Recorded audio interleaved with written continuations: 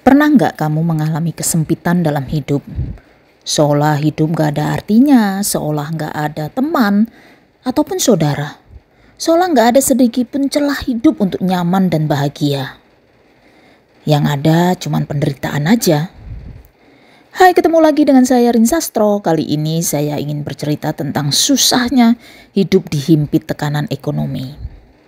Perasaan amburadul, semua terasa hilang. Berasa banget gak ada teman, gak ada sahabat, gak ada keluarga, gak ada saudara. Dan aku pernah melangkah ribuan bahkan jutaan mil dalam hidup ini. Dari jalan terjal, berliku, berduri, semua telah aku lewati.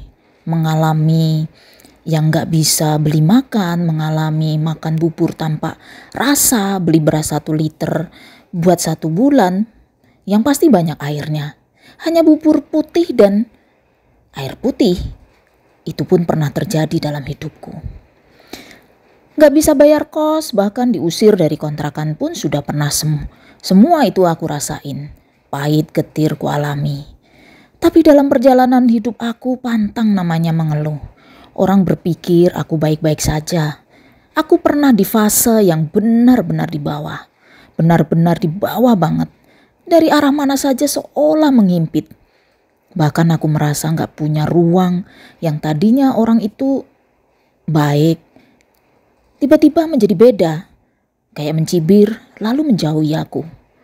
Saat itu semua berasa gelap banget. Kawan, kenapa saya cerita ini? Saya ingin berbagi cerita nyata. Ini ku alami. Aku cerita agar kalian tidak terjebak. Sudah mati-matian baik dengan orang, tapi saat kalian susah mereka meninggalkan kalian. Dulu saya pernah sponsorin seorang artis dengan nilai fantastis. Tapi saat saya ada keliru, saya dimaki-maki, saya diancam dan lain-lain. Kata saya aneh ya, bayar 1 sen pun enggak tapi maki-maki, ngancem-ngancem. Udah kayak yang orang itu ngeluarin duit. Jadi gimana ya? Itu pelajaran yang luar biasa untuk saya. Ternyata banyak artis yang seperti itu. Jadi sekarang kalau punya duit mending buat nyenengin diri sendiri deh. Gak usah cari nama atau cari muka. Dari situ saya belajar untuk tidak lagi jadi sponsor-sponsor. Saya mulai benahi diri, koreksi diri, memperbaiki ibadah, banyak sholawat, banyak zikir. Tiba-tiba Allah itu ngerubah hidupku. Dari yang banyak tekanan batin, tekanan ekonomi, menjadi kelapangan. Semua seolah dipermudah Allah. Tiba-tiba orang-orang yang baik datang. Rezeki yang gak saya duga-duga pun berdatangan. Semua itu berasa ajaib banget. Karena apa? Karena kita ridho menerima ketentuan Allah. Apapun yang terjadi karena Allah mengendaki. Kenapa usahaku bangkrut? Ya karena saat usahaku maju ternyata banyak orang-orang di sekelilingku yang hanya manfaatin aku. Dan Allah menegurku berkali-kali. Tapi aku gak peka. Aku ngeyel. Dan makin maju. Malah melangkahnya lebih dalam. Akhirnya usahaku diluluh lantahkan dan terbukti satu persatu pergi. Usahaku bangkrut. Orang-orang di sekitar dan di sekelilingku itu menghilang. 3 bulan lamanya untuk bisa menerima kenyataan pahit itu sulit sekali. Aku kehilangan semuanya. Saat itu hanya Allah yang senantiasa bersamaku.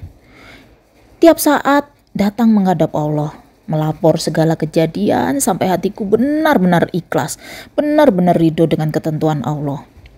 Jadi begini kawan, saya share ini agar kita tidak terjebak dengan duniawi. Saat datang kesempitan, jangan pergi kemana-mana. Jangan mencari dukun, jangan mencari paranormal. Cukup duduk di atas sajadah dan bersujudlah. Hanya pada Allah semata. Ceritakan semua deritamu, lepaskan semua tangisanmu. Sampai hatimu benar-benar plong, benar-benar lapang. Setelah itu, kita bisa tenang, bisa menerima semua kenyataan. Insya Allah, jika kita sudah ridho, kita akan berubah. Allah akan melapangkan segala kemudahan. harta, uang, kebahagiaan. Jangan takut, karena tidak ada yang abadi di dunia ini. Yang sedih gak selamanya sedih, yang bahagia pun gak selamanya bahagia. Seperti matahari, pagi datang, sore pun tenggelam. Kalaupun sekarang hidup kita masih belum tenang, masih berantakan, masih penuh kekurangan, jangan khawatir. Besok atau lusa pasti punya segalanya. Tetap semangat ya. Terima kasih telah mengikuti konten-kontenku. Jangan lupa like, comment, share, and subscribe. Bye-bye.